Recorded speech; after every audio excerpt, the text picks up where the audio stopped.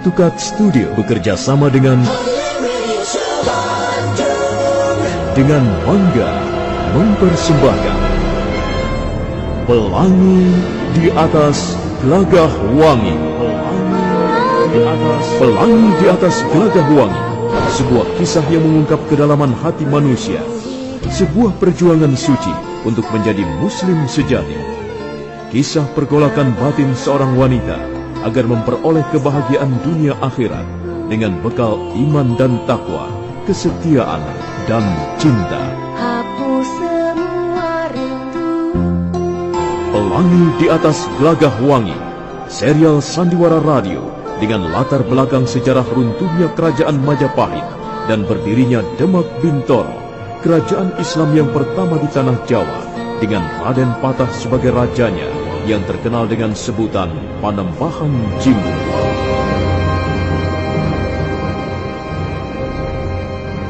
Pelangi di Atas Gelagah Wangi, naskah karya S. Tijab, teknik dan montase Kipot, Jus, dan Indra Mahendra, dengan sutradara Haryoko.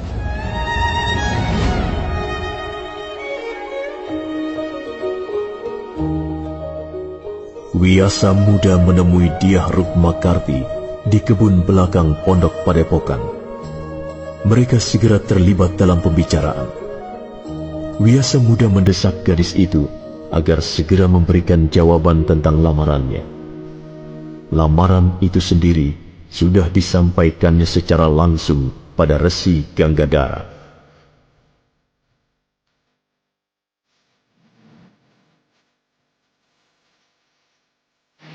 Aku mohon kau segera memberikan jawaban. Jawaban mengenai apa? Mengenai lamaranku. Kau melamarku? Ya, lamaran itu sudah kusampaikan pada ayahmu. Pada dasarnya beliau menerimanya. Sekarang tergantung padamu. Bagaimana kira-kira pendapatmu? Apakah laki-laki macam aku ini cocok untuk menjadi suamimu? Sebelum kujawab pertanyaanmu, jawab dulu pertanyaanku. Apa kau mencintai Rukmakarti? Oh, tentu saja aku mencintaimu. Kita bahkan baru kenal sekarang. Bagaimana kau bisa mencintai seorang gadis dalam waktu yang sangat singkat? Aku mencintaimu sejak kita pertama kali bertemu di bawah pohon rindang, ketika hujan deras bercampur halilintar. Kalau begitu kau seorang pemuda mata keranjang. Baru pertama kali melihat, sudah jatuh cinta. Bagaimana aku bisa percaya pada laki-laki seperti dirimu, Wiyasa? Ya, kau boleh percaya, boleh tidak. Tapi aku tidak biasa berdusta. Apalagi berdusta pada seorang wanita yang kucintai dengan sepenuh hatiku. Jangan merayu. Kau harus memberi bukti yang nyata. Bagaimana kalau misalnya cintamu kutolak? Lamaranmu kucampakkan? Tentu saja aku sangat kecewa. Tapi kalau memang seperti itu nasib Wiyasa, aku pasti bisa menerimanya. Aku sudah biasa mencecap pahit getirnya kehidupan. Jawabanmu lumayan bagus. Sekarang aku mau tanya. Mengapa kamu duduk diam membisu seperti arca batu di depan pintu gerbang padepokan sampai berhari-hari lamanya? Apa maksudmu? Apa yang ingin kau buktikan? Aku hanya sekedar menunggu jawabanmu. Kau bisa menunggu di tempat lain. Oh, aku tidak ingin kau menganggap enteng padaku. Kau boleh saja menimbang-nimbang, merenung-renung, tapi aku tidak akan menunggu di tempat lain. Kau pintar, kau ulet Wiyasa, dan rupanya kau juga licik. Ya, mungkin aku licik, tapi aku juga orang yang senang berterus terang. Kau seorang pendekar yang baru saja turun gunung. Pasti kau terbakar nafsu untuk menjajal ilmu yang kau peroleh dari gurumu. Ilmu tidak untuk dijajal-jajal, dicoba-coba, melainkan untuk mengabdi kepentingan masyarakat luas. Kau berani melamarku pada Ayah Resi. Artinya kau pingin punya istri. Apa kau siap menjadi seorang pelindung yang baik, yang tangguh, yang tulus serta ikhlas? Oh, apapun yang kau katakan sebagai jawaban atas pertanyaanmu, jika memang kau tidak percaya, apa gunanya?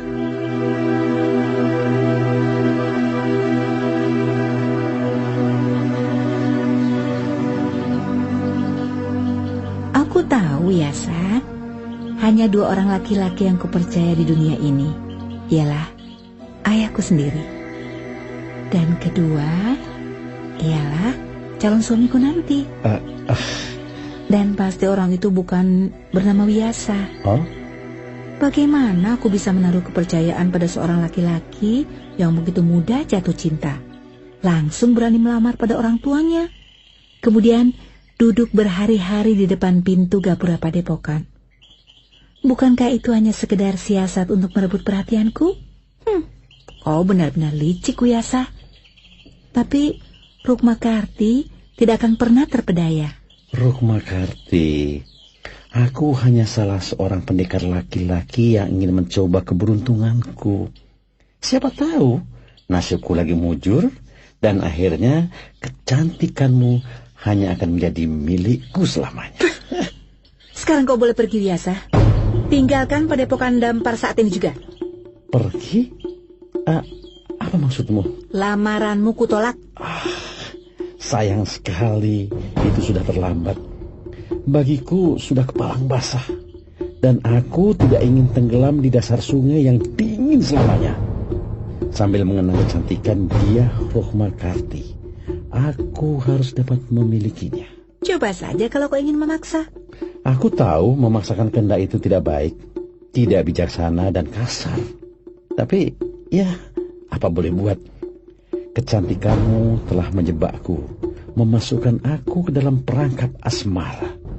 Hingga tiada lagi pilihan bagiku kecuali mendapatkanmu. Sekarang terbuka kedokmu, Wiyasa. Kau sama saja dengan pendekar-pendekar lain. Sedikit pun kau tak lebih dari mereka. Dan nasibmu pasti tidak akan jauh dari mereka. Kau akan meninggalkan padepokan Dampar dengan tangan kosong. Oh, kau keliru, Rukmakarti. Aku tidak akan pernah pergi meninggalkan padepokan ini tanpa membawa Putri Resi Ganggadara. Sekarang aku akan menangkapmu seperti kupu-kupu.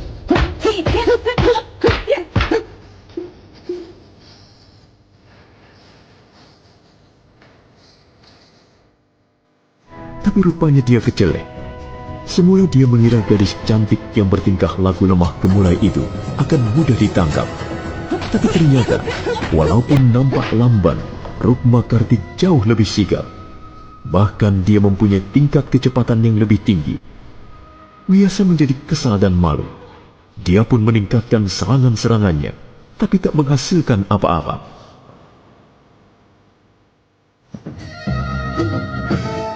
Ayo cepat, Wiyasa. Mengapa gerakanmu sangat lamban? Tidak bisakah kau bergerak lebih cepat?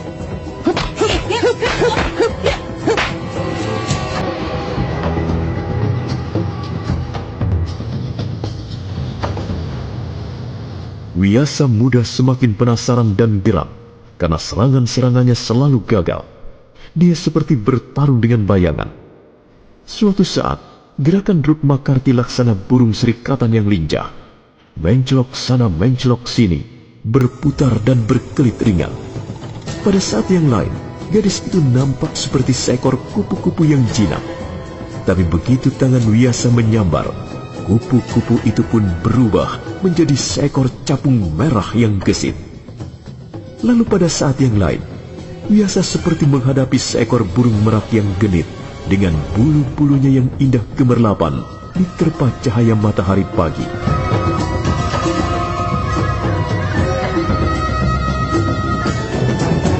Cepat, Kakang Wiyasa, tangkap aku. Bukankah kau seorang pendekar pantang menyerah? Mengapa berhenti? Tenagamu sudah habis? Sudah putus asa? Kau jangan mempermalukan aku, Rukmakarti. Kalau kau memang menginginkan pertarungan, ya, ayo kita bertarung sungguh-sungguh. Kau memang seorang laki-laki yang pantas dipermalukan. Karena kau terlalu lamban, Wiyasa. Apa kau tidak mampu bergerak lebih cepat? Kau ingin punya seorang istri. Karena itu kau harus lebih gesit, lebih lincah, lebih kuat dan perkasa. Seorang suami harus bisa melindungi istrinya. Seorang suami harus mampu menjadi pengayom, harus mampu menjaga keselamatan istrinya, harus mampu terjun ke tengah-tengah pertarungan dan keluar sebagai pemenang. Tapi apa yang kau lakukan sekarang di depan seorang wanita yang kau inginkan menjadi istri? Cukup. Apapun anggapanmu, aku tetap seorang laki-laki. Biasa dilahirkan ke muka bumi sebagai laki-laki. Dan setiap laki-laki pasti punya harga diri. Jangan kau tampar aku terlalu keras, Rukmakarti. Jangan semena-mena mengijakku. Kau tersinggung rupanya. Telingamu menjadi merah. Kalau memang kau tersinggung dan harga dirimu merasa terhina, mengapa kau masih diam saja? Ayo cepat, lakukan sesuatu. Berilah aku kesempatan untuk mempercayai kata-katamu. Baik. Kali ini kau akan kutangkap, Rukmakarti.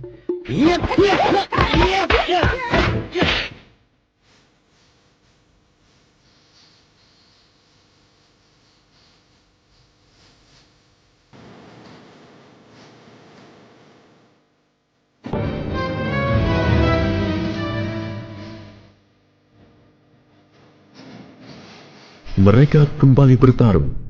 Wiyasa muda tak ingin terhina untuk yang kedua kalinya.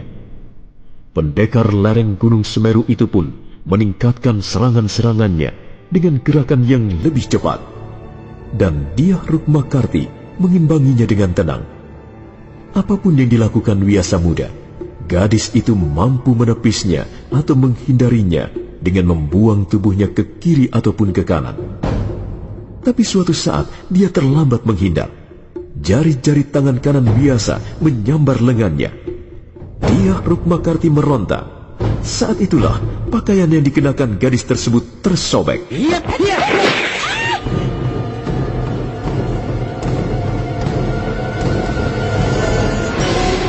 Buru-buru dia Rukmakarti menarik mundur kakinya beberapa langkah, sambil tangannya berusaha menutupi lengannya yang telanjang. Wajah gadis itu menjadi merah padam, sementara Wiyasa muda masih dalam keadaan berdiri dengan kuda-kudanya yang kokoh.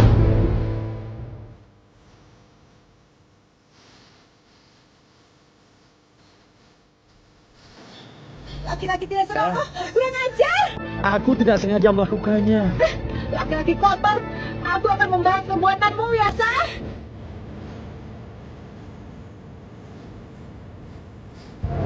Dia Rukmakarti melompat mundur setindak.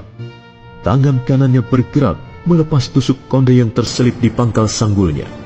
Dan sanggul itu pun terurai. Gumpalan rambut yang indah meluncur turun melewati punggung dan berhenti sebatas pinggang.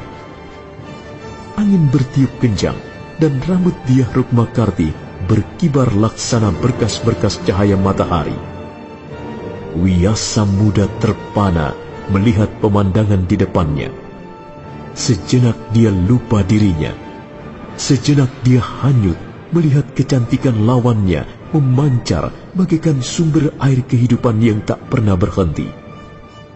Dia tidak menyadari bahwa gadis itu tengah menyiapkan ilmu andalannya, Rikma Sidi. Kecantikan dari dalam. Kecantikan yang tumbuh dari lubuk hati seorang wanita. Kecantikan alamiah yang tiada tandingannya.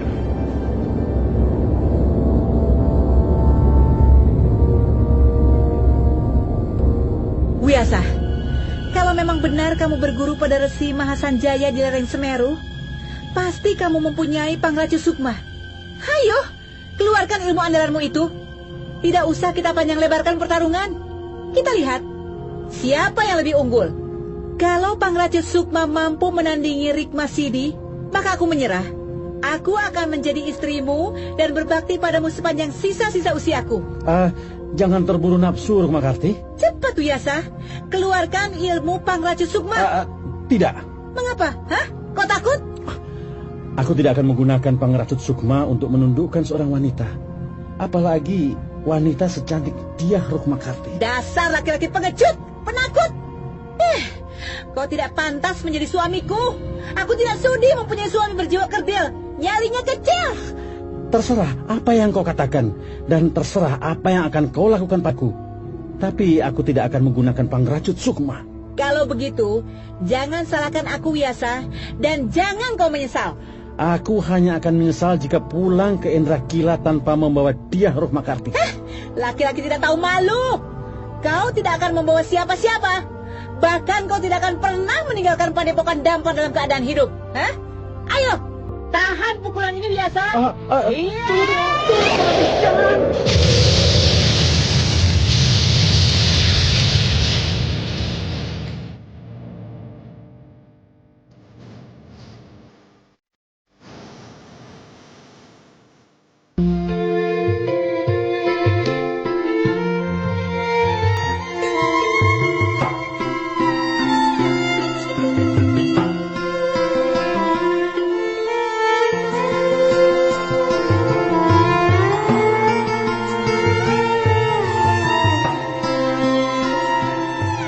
Sambil mengibaskan rambutnya yang tergerai memanjang, Dyah Rukmakarti melompat laksana terbang, sementara telapak tangan kanannya mengembang.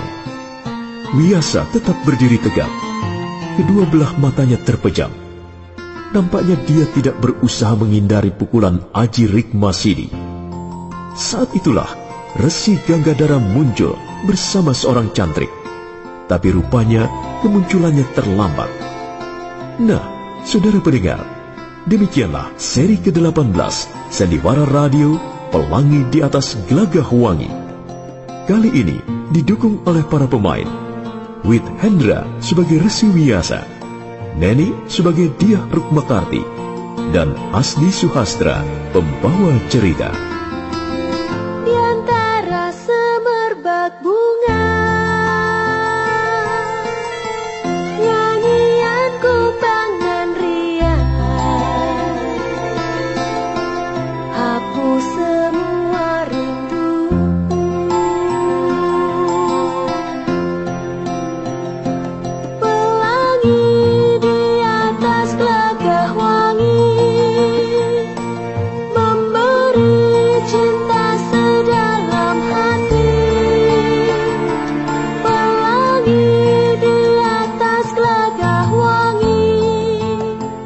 apa yang akan terjadi terhadap Wiyasa muda akibat terkena pukulan Aji Rikmasidi?